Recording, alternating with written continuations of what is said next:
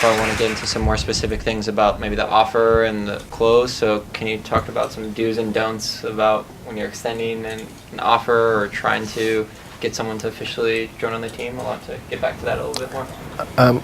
One of the tactics that I've used in the past successfully is just having an offer letter at the end of the interview, because you're pretty much, like, by the time you've had that second interview, you're probably pretty sure that they're gonna, they're interested, you're interested, and so like just having an offer letter and saying, here's the offer, take it home, think about it, get back to us within the night. That's usually fairly successful. Anything else? No, I mean, that's absolutely true. I mean, companies, the corporations, usually the HR and the recruiter folks have a process and you can't go around that. So that's just the way that is, unfortunately, as much as you try to fight it. For a startup, I think what Wes just said is very important. It's also, it shows that you're being thoughtful. It shows that you want this person. So be prepared for that stuff. Don't wait 2 weeks after they've come in and I think immediacy is really the most important thing. You should be prepared as much as you told them to be prepared to come in and convince you that they were right for your team. You should be equally prepared going backwards. Right. And you should know what it's going to take. Oh, absolutely. By the time the person's there, you should pretty much know generally what they're making, at their job, if they have any equity. I mean, these are obviously for bigger companies, but that's the kind of stuff That's very, very. You should pretty much have in your pocket before they're even stepping foot. What are you guys doing on these candidates if you're bringing an offer letter, to the second final meeting? Usually there is a contingency where you have to do a background. Yeah. So the offer goes out and then they say, great, we'll all sign. There is a 2-week. This offer's only good if you're not a criminal. Yeah, exactly. Yeah. And or we've had to criminal. retract. Are you also doing references on with people that they've worked with before? Right. Former bosses? All that's done before. Yeah, before. Way before. Yeah. The background check is just to make sure you're not a criminal. Right. Generally speaking, and that you weren't really, really problematic. But Right. I'm curious, does salary come up in an interview, or is it kind of like, here's the offer letter and there's like a surprise at that point, or is it? So are you doing a start? Are you doing a startup, or are you doing a? Yeah, and I find that usually I kind of know what designers get paid, so I kind of. So do you? Well, I know because I know what some of my friends get paid, but I often find that it can be uncomfortable to talk in specifics during the interview. So for a startup mentality, and again, this is based on how you guys want to build your cultures going forward. I personally believe, and I fought for this, and everywhere I've been, I've fought for this and gotten it. Designers and engineers are the same tiers. They get paid the same, period. If you have senior engineers and they're being paid twice as much as your senior designers, that's just wrong. So as long as you know what your engineers and all the other folks in your company are getting paid, then you already know what your designer levels are coming in at. So that's, and if your levels are just not in sync with, if you can't compete with Google or Facebook or Twitter on salary, that's just the reality of it. But I'm assuming that's the same problem you have with your engineers. Well, and I guess the market data, just to reiterate that, market data is absolutely on par with that. Designers are making 100% what Yeah. And you do have to be afraid of is if you're able to get like a new designer straight out of school and you're able to get him in at a very low rate because he's right out of college and he doesn't know any better, that he means he's going to get snagged. Yeah, like in the next 6 months, he's probably going somewhere else. You might be even have plans to give him a raise soon. He's already angry about it because he already know he was happy. He was happy when you gave it to you. Yeah. When you gave it to him, but then like a couple months later, he realizes He's out here that, and he's like hanging out with those designer friends. Yeah, He's like, wait, he realizes that he should be getting paid. I'm buying Bud Light, and these guys are buying Scotch. So from the start, you should be paying a good pay, even though you can get less. It's better to, if you want someone to stick around. This is a long-winded way of saying that if you're having the problem, you're having the problem generally speaking. I guess even if you're paying well, like say you're paying 100%, does it come up in the interview? Does it come up? Like at what point do you say, hey, we're going to pay you whatever it is? Right. So you're talking about the Oh, I see. The actual offer. The compensation piece, because they're two different. You should have a conversation with any person that you think you're going to go to office with. Right. What are you currently making and what are your expectations? Okay. Yeah, and that's their levels and all that stuff. So that when you do have an offer, you can also speak to why it might be different than what their expectations were. What is your compensation philosophy at your startup? How are you? Exactly. Is it equal to what you're paying engineers? Is it like you should be able to then come and speak to why you're giving the offer? if you don't have that discussion prior to getting to offer, chances of closing the person. And if you've got younger designers who think that they should be getting paid 50% more because they were talking to some big company and that's what that company told them, well, there's lots of different things going on there. One is that, the bigger companies are doing crazy things right now to get people, and maybe they did say that or whatever, they got that expectation, but maybe they just thought that because they talked to their senior friends who are at a different level and they don't realize that they're not that level. But generally speaking, if you keep your salaries between the engineers and design teams like a cohesive unit, all kinds of things get settled. I mean, you can grow the company in a scalable way. You can tell people expectations and accountability is equal. It's like people make mistakes, everybody's accountable, they can own things, they can control things, all that stuff gets settled. So if their expectations that they should be getting paid a lot more, maybe they're thinking that they don't know the reality. And you'll just have to trust that if they go to 3 more people, they'll get the reality at some point. It sounds like you were saying when to actually bring it up. Is it Well, like I a think separate that call? was kind of what I was wondering. Yeah, I'm not worried about like rate of compensation. Yeah. I think Okay. we generally have that, I think, in line, but it's more like at what point does that come up? So it comes up right before they come in for a physical in-person interview. So that's like also one of the phone screen processes. Like I would ask, so I could set the expectation about what level they're coming in at, what they're going to be doing, and I can kind of get a sense of it, knowing where they're going to be, so that I can then go talk to the HR and recruiter folks and set levels and that kind of thing. It's one of those things, it's one of those tough, awkward conversations I find for our portfolio founders, especially when it's the first time they're doing it. But like once you get through it, like there's a much better conversation with this community talent. Yeah. Yeah, I think generally speaking, we try to take money off the table. Like we don't ever want to talk about it. And I don't mean that from we never want to talk about it, but we want everyone to be comfortable with the opportunity that may exist for this person. So by the time we get to the offer stage, which is always at the end, it's always the last thing, that's kind of inconsequential. It's almost like an afterthought. Oh yeah, I'm going to make what everyone else makes in this area for the amount of experience I have. But this is also... I'm sorry, what? With the footnote that Facebook does blow the Facebook's blowing the curve right now.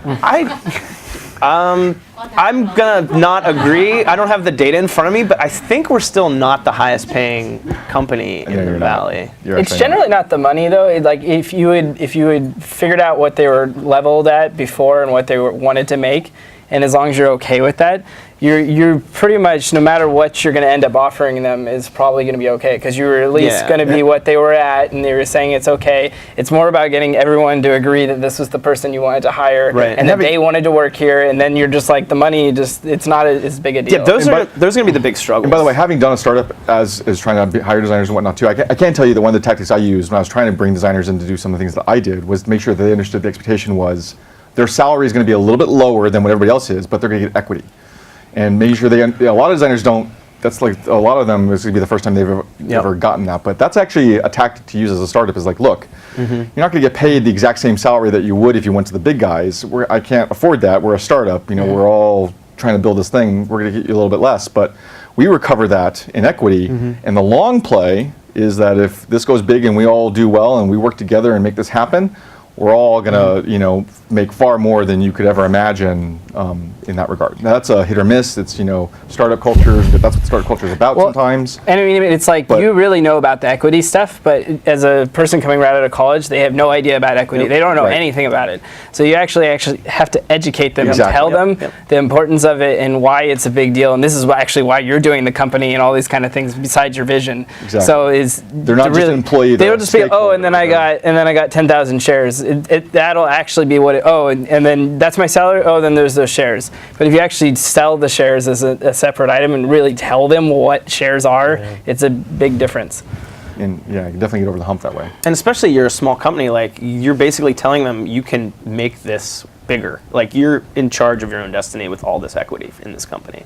I think for me, like if I was a 21-year-old coming out of college and I found a fantastic product and they were like, you're going to be like the fourth owner of this company if anything happens, I'd be pretty stoked about that. But I think, Enrique, we've talked about this, about designers getting exploited in, because they have no concept of what that means. And so you're like, you get 10,000 shares. And they're like, great. You're like, Is that $10,000? yeah, I know. They have no concept, and so like, I really do hope that we all look out for that, and be. Do you have a question? I was just going to actually just wanted to clarify on what we were talking about. Like, I just want to clarify. Do you all up front ask what are you currently making, and I do. what do you? Yeah, expect I just. It's not the first thing I ask, but it's definitely the thing I asked before that. I put the phone down. They all answer. Oh yeah. Yeah. And I don't make it a big deal. It's like, hey, you know, if you don't want to tell me, you don't have to tell me. But you know, I just need to set expectations and understand where you're coming from and where you're at right now and what's going on. And you know, what are you making? Or if you want to say a range, you can say that too. And I just give them an option. But I find out, so make sure they understand there's no commitments, there's no promises. But companies, you have to go back and deal with a bunch of process with HR and recruiting to make sure that things get worked out. So I've never asked anyone what they're making in my 2 years at Facebook. We have an application process, and they ask what salary and equity they're coming from. So as soon as they land for their on-site interview, I run out to the desk, I pull the app, and I see what they're making. Right. And then I immediately share that with my product design team, and I say, here's the level that he would be at. So if we're to bring Facebook's him much in. further along. You guys have like 4,000, 6,000 people now. Places like Adobe that I worked at were like that as well too. When I was at Twitter, we were 300 people. So things weren't as formalized. I think you can still have an application process. Yeah. Whether you're one person or a million people, It's you can still. it's the making process. It's the onboarding problem for me. It's like sometimes you'll have it, sometimes you won't. But somebody's going to ask. If nobody in recruiting is asking, you can ask. But in the application process and the finding out process, somebody should ask. The worst thing to do is to find this great person, go through this whole thing, and then suddenly discover that they make twice as much as you were expecting. Yeah. And then you're like, oh crap! I just spent all this time selling this person, and now I got to try to convince them to take half the salary. That's just not gonna. It's just kind of insulting. I think for me, and once again, I'm speaking from my experience. Like I understand that. I think that by the time we're at that piece, we kind of know this person enough to we have enough background. We've done all of our due diligence on where they've worked, if they've worked at a startup, if they're coming from a bigger company. That's not. And once again, maybe this is different for a startup, but we vetted them enough that. That's always the last. It's an afterthought. It's different for a startup. If you're dealing with 10 people, it's just different. You don't have the processes in place for that. It's the same thing. They're trying to get the same thing that you've got a lot of structure in place for. Is what we're getting at. I think we have a saying. It's we what is it? I'm gonna screw it up. It's we don't build products to make money. We make money to build products. So that kind of goes along with how we hire. It's we're not gonna really deal with that until everyone's pretty excited about you being here, including you. And then we'll get into that if we have to on some level of, oh wow, you're making this much. But actually, I've never had that issue. So. It's nice to have deep pockets. That helps. Did I say that out loud? I'm teasing. I work in the executive comp team here at Andrews Products, and I think having a conversation at some point with the candidate on their expectations and what they are making is really valuable, and even to understand their motivations, because whatever they currently make, they may be willing to take less money if they're motivated by coming from an early stage startup, or they may have certain obligations that they have a mortgage and kids and whatever, and that they've got to make a certain amount of money, and just giving them the chance to answer that for themselves versus making assumptions about it is always really useful. And I think also just sort of understanding what their key motivators are. It may not be money at all, but to throughout this whole process, you guys have been talking about sort of what people get motivated about, and I think having that discussion in one of your very first conversations with them, what is it that they're going to be, they really want in their next role is a really key part of any interview process. Because you can always remind them of that when you're trying to close them. Yeah, exactly. That you really wanted to build something great. Come do this with us. Let's figure out how to make this work. A good question I usually ask to see what they're motivated by is just, hey, what do you want to be doing in 5 years? So some is I used to say 10 years, and everyone was just like, what the hell is happening in 10 years? But basically, it brings up a lot of things. It's either they just they'll tell you what you want to hear, or they'll tell you oh, I just want to be a senior designer, I want to learn about design, or it's they want to build an epic product, or, that actually tells you what the range of the person is, actually, that one question. Yeah, for sure. Onboarding, huh? Yeah. So Glad we skipped that one. Does anybody else have specific questions kind of related to offers or money before we start transitioning to once you already have a designer on board, what do you do? Okay, just checking. All right, so you already closed, he's on the team, sweet, he signed, or he or she signed on the dotted line. Now what? Like, what do you do in the first couple months? I'm a big fan of so there's different kinds of onboarding, but one thing I am a big fan of is two pieces of starting a designer specifically. The first one is giving them a 3, 6, and then a 12-month plan. And what that is about is you kind of know what's going on. So the 3-month is what you need to get under the hood going like now. 6 months is going to be like, you've been here for a while and this is what we're going to need. And 12 months is like how you're going to be at the company. So you kind of get them in this mode of, and you tell them what you expect. And you got to keep it really simple. You can't make it like 10 different goals and there's like these different bullet points. Like literally the 3-month thing is this, the 6-month thing is this, and the 12-month thing is this. And we'll adjust as we go along. I like to do that definitely with folks, is just give them some comfort. The next one then is throwing them on a project, basically right there, and then making sure that you tell them and make sure everybody around them knows this, like, just get in, dig in, ask a lot of questions, hear all the people, and as you have questions, we'll start to point you all the people you have to talk to. In a startup, hopefully it's only like the people in the room. But make sure everybody understands that it's okay for that person to ask questions a lot, and just get them, talking and working through a specific thing, and they'll make some mistakes, and then you can correct what they're going to make a mistake with that way, and then they'll never make those mistakes again. But if you don't just kind of, I like to toss them into like something like on day 2, if you will. Day 1's always the onboarding from the HR folks. Day 2 is like, okay, you got your machine set up, you got your coding environment, you got Photoshop, here's a file, here's the thing that's going on, here's what we're doing, go. And just let them start to run. What's interesting about that though is you're talking about a very well-structured place. I've been at startups where it's just like, I don't even know what I'm doing today, and so figuring out a 3, 6, 12-month plan is going to be like, oh, did you start today? I didn't even know that happened. And so like, I think it's really crazy because it's usually there's a body, throw it at a problem kind of a situation. That's been my experience. And so having a real great structure like that would be super beneficial. I'm just not sure what. So it's not a plan, it's like, so I can do it for a project person that I hired on a team, to give you an example. So the project person I hired was more like a studio manager. Her job was to kind of help me run the team and get things organized and whatnot. So the first 3-month thing was, we don't have our design reviews and the calendars and the schedules aligned. It's like nobody knows what the hell's going on. So in 3 months, by the end of 3 months, I need to have that figured out. I don't know what that looks like, but I need you to figure that out. 6 months is we need to get better at getting ahead of the curve. So we need to have an understanding of what's coming before that crazy stuff. And then the 12-month was, we don't do a good enough job communicating to the rest of the company what we're actually doing. So by the end of this year, you're going to have newsletters, and we're going to have design drinking hours on Wednesdays, invite people around, and we're going to do a community kind of thing within the company culture. And that was it. It was like, those are my expectations. Right. And it's just kind of like really just brute force or simple things. Like a 3-month thing for a startup would be like, we're going to ship 2 versions of this thing, of this one feature, so be ready, you're going to do this feature. Right. It can be simple. It doesn't have to be like what the feature is and all the research, and but just give them the expectation that they're going to work on this thing for 3 months. Right.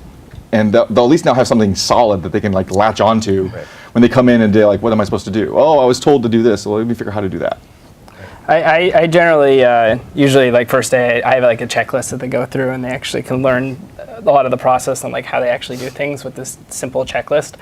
I also usually set up a set of meetings with the people they actually need to meet with. I mean, if it's a small startup, you can just say, talk to that guy and that guy and that guy. But if it's a little bit bigger, you probably just need to set up the meetings for them themselves, because they're probably too nervous to actually, they don't know anyone. Right. And so to set up a meeting is kind of weird.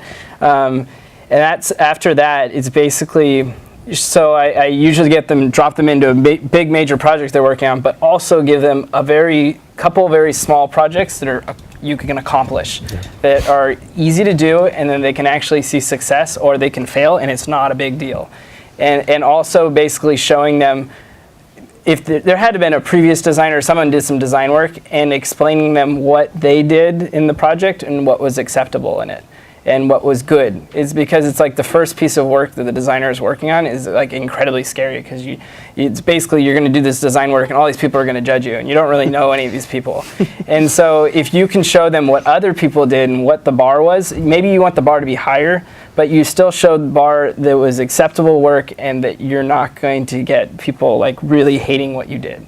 And it's all about getting acceptance and starting to really motivate that person to keep wanting to get that high of doing awesome design work and motivating them. And even if they did crappy work at the beginning, try to find the good stuff they did and really hammer home all those little things were awesome. Those other things not so good, but you got to motivate them. You got to get them really happy about wanting to do even greater work and not just nitpick the crap out of everything. I think also, that's good. That's good. I'm going to use that. The meeting one is especially useful. Yeah.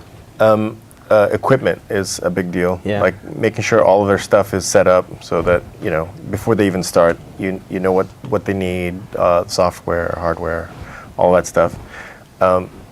We worked at a company where it took them like 4 months before I got any of my stuff. And so like you just sit around going. One thing startups have an opportunity to do, because onboarding at big companies, I actually wrote a tweet about this the other day. It's like I'm still shocked at how bad payroll systems are and internal IT software is and all that stuff. It's just shockingly bad. And a lot of people at companies, even startups, have internalized all these things so much that they forget how much crap that they deal with, which is they shouldn't be dealing with. But make sure you find somebody who's going to be a little bit kinder to the new folks. So the point about equipment, it's like, don't just say, hey, here's the Git, repo link and good luck. Yeah, right. You make sure it's, somebody's ready to help them get set up and, there's all these different things, or it's like, oh yeah, we got this account in Basecamp, just join.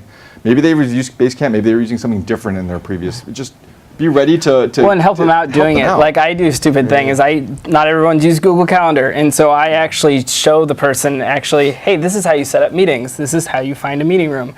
This is how you search to see people's schedules are okay. Because there's lots of things that people that are new, especially if they're straight out of school or something, they have no knowledge of, and it's extremely scary, and they just won't do it because they've never done it. But if once they did it once, they're just like, it's super easy now. That was stupid easy, and you feel like it's stupid easy, and you don't want to even tell them how to do it. But just going it over with them, it's so helpful. So where I was getting with this is that hiring new people, designers, engineers, whatever, hiring new people is always the prime opportunity to reevaluate your own stuff and fix stuff as well. So the one of the things we did start doing at the Twitter design team was that we had started documenting the process of where all the files were living, what was the naming conventions, how we structured stuff, how you talked to different people who were different teams. As we brought new people in, we would walk them through that, and every time they had a hiccup, we would note that, and hopefully would find time at some point to redo what we were doing and try to address it, because new people coming into your company will also be the ones that are like, why the hell are you doing it this way? This seems kind of crazy. And it's a good opportunity to stop and say, yeah, you know what, that is crazy. We should just fix that. Yeah. And then go fix it. And the next person you hire will have different feedback, and you can keep iterating. As a startup, if you hit like gold and you start getting all the stuff that you want, scaling and growing, that habit culturally will scale as you grow, and your company will have a lot smoother stuff as you get big. Yeah. And you won't deal with all the retarded, stupid things that you go to these, like you go to Cisco or, whatever. It's just crazy how people get anything done at companies. I usually have a thing when a new designer starts, there's two projects. Is after they've been onboarded a little bit, then I ask them to report back to me all of the things you thought were super weird and you had problems with starting up. And then it's usually helpful for the next person that comes in. The second project is always doing a critique of the product. Going through and finding all the weird little buggy stuff that you've just glazed over now because you've lived with it forever and there was a problem and couldn't fix it, and so you just stopped thinking about it. And just having them go through the whole product. And there's one that's finding bugs, and then the other is actually just bigger level thinking. But if they can just usually they can just find hundreds of small bugs, and those are easy to get fixed, really quickly. But then the bigger level stuff actually gets them to think about the bigger picture of your whole product. And because they're fresh and new, they're actually going to want to fix all that stuff. Yeah, they're new. You should actually use that. And you have to use it then because they're new. Yeah, get them all their energies. Like they're going to go clean up 100 pages of CSS, and you're like, yeah, go for it. That'd be great. Well, and they haven't hit the walls that you've hit. Yeah, exactly. And so they're newbies, they're fresh, and they're probably going to hit those walls too, but maybe they won't. And one definitely key thing is I say throw them in the ocean. I don't actually mean it that way. What I do mean is throw them a project that you think they're going to be able to succeed on. Make sure that the first thing they accomplish is successful. From a design point of view, and maybe this is one of the things where designers are different than engineers, I don't know.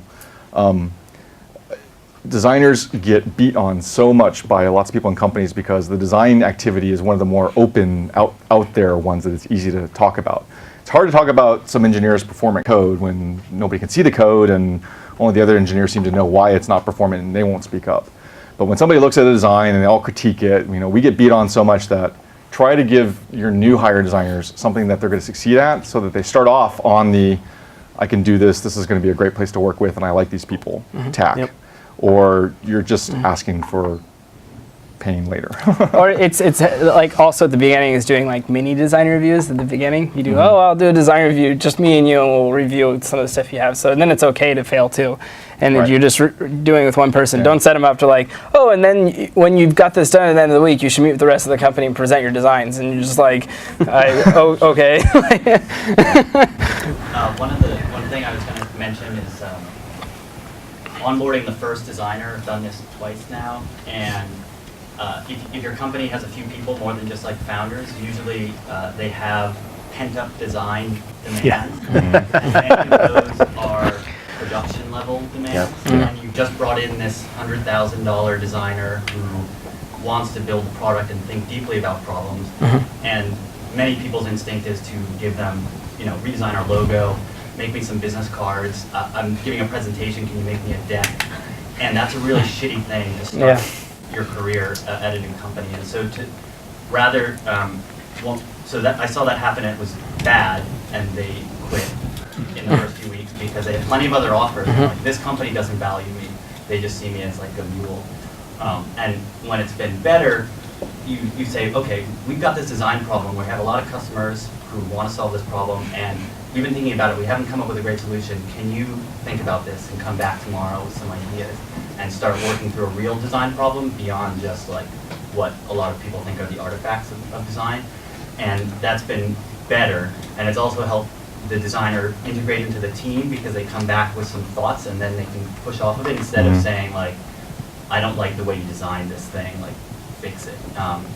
So I just as like bringing someone into a company where there's no designers, be really thoughtful around what their actual work is and just scope it to a tiny little project that has the entire design process rather than one little sliver of a process that you've already done where they can't like own it. Yeah, that's good, definitely.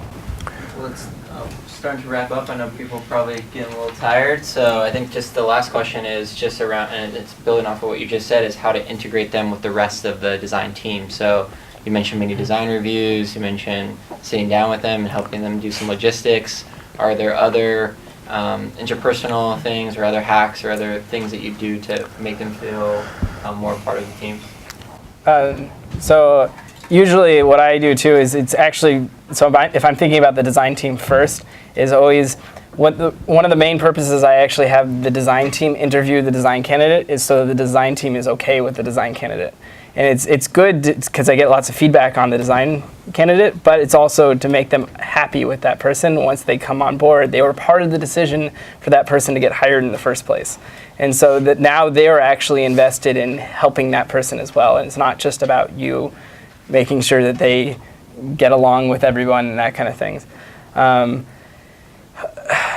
It is one of the problems I have a lot is that everyone wants to redesign. A good designer wants to redesign everything, and the reality is you can't do that all the time. And especially to make a consistent product across lots of different products and applications, you have to kind of conform, and the designers do not like to conform that much. And so one of the biggest problems I have is trying to get them all on board, singing the same song. And the best ways to do that is to give people ways that they can have outlets sometimes, so that maybe it's either, sure, this is what we're going to have to design now because we actually need to ship this, but we realize it all sucks, but you can still design the end goal that'll be kick-ass, and maybe we'll get there. It's more about this is just one step to get to the end goal, and making sure that they can do something that's really awesome, even though right now sucks. And that's usually what I end up battling a lot with.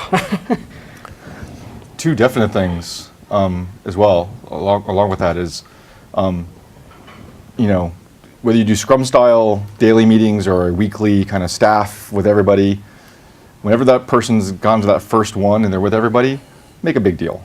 Just like, this is not just designers, I think, this is everybody. Everybody that you hire is like, make a big deal. Hey, so-and-so is here, let's all welcome him, this person came there, say a little bit about yourself, yada yada, everybody gets to clap and cheer, we got a new team member. You got to make a stink about it, I think, got to make it a big deal. And the other one is at the companies, when you get to be a bigger size, 20, 30, 50, 100 people, also send out the email, somebody's joined. I've sometimes made the mistake of waiting a couple of weeks, which is horrible. Try to do it the first couple of days that the person's actually in the building doing stuff. Send out the email, let the whole hey, welcome aboard emails come flooding in, but do that as well so that everybody else also knows that there's new members and whatnot. I think those two things are especially important. Again, successful projects, mini reviews, all these things are just get this person their first week at your company should be like, this was the best fucking decision I've ever made in my life. I feel great here. That's what the first week is about. And the reason why I make fun of large corporations now, it's like, my first week at large corporations these days is like, here's the really crappy payroll system we use, and here's this really shitty monitor we're gonna give you, and it's just like, what? What's up with that? It can't be that, I think. Yeah. I think high visibility, I would just say, it kind of goes along with all of this. No matter what they're put on, whether it's the lowest hanging fruit or you're going to redesign the entire app or whatever it is, make sure they have a lot of visibility when they first get there. And however that is for your company, whether it's everyone goes out to lunch or everybody's, there's an email or, check out this dude's band. He's also, whatever, something that makes them feel like it's like we're all in this together. We're all doing that together. Two things that I've seen work really well in the past is find an advocate for that designer who is not in the design organization, like an engineer or a PM. I found that really sort of starts to open up the bridge or create a bridge between the design organization and someone else. And it's also really nice to hear a different perspective on why design matters, or you can have that sort of back and forth. The other is lunch. Lunch. I don't know how many times I've just making people eat together. Making people eat together. It's so basic. It's so fundamental. Yeah. And people start, and you're not allowed to talk about work. You're just you find out about their families. You find out about their children or their hobbies or their passions. Not to interrupt you. We actually put every designer that comes in to interview with us. We put them to lunch with a couple of our designers. That's actually built into their day. And then their feedback's also taken into consideration, just from the cultural perspective. Yeah, I mean, get a couple of coffee cards and hand them off to the designers and say, go have coffee with that person. So it's not like, a thing. Yep. I think that's really quite good. Do you guys have living style guides or branding guidelines that you can update and that, if you've just onboarded somebody, that they can go and reference? Yes. You could talk about how that's shared by, you said you have 47 people. It must be quite difficult for everybody to come in and start to work in this thing. We're working on that right now. Okay. You would probably be surprised. A lot of what both of you have talked about still exists at Facebook. We've grown so quickly that there's a group of designers right now sitting off in a little corner of the campus that are working on finally trying to tie everything together. I mean, it's pretty difficult when you have every ad agency using your logo or every television commercial using a logo that someone there built. Obviously, these are problems we have. So trying to keep everything together, I think, is a marvelous thing. And if I was the first designer somewhere, I would probably sit down and want to do that right away. Let's get a look and feel down so that as we grow, we at least have something we can all work off of. One thing that doesn't happen sometimes with all these things is that style guides and the branding guidelines and all that kind of stuff that you develop are outside your normal processes. Yeah. Actually, if you find ways of getting those things in your normal processes, then you'll find that it's actually easier to get people up to speed with them a lot. And it's because the last thing you want to do is point out to somebody in a review is what are you doing? You can't do that.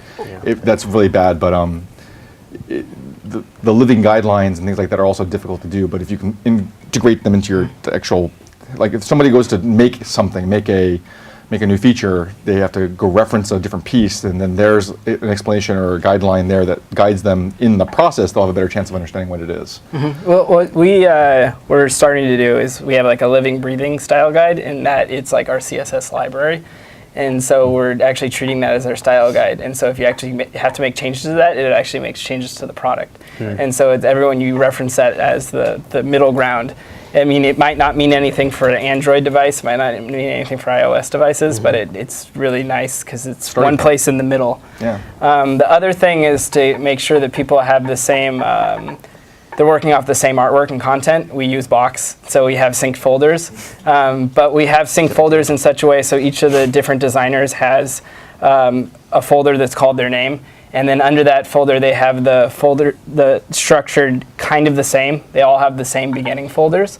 That way, if I need to go into another designer's work, I can probably go and find it.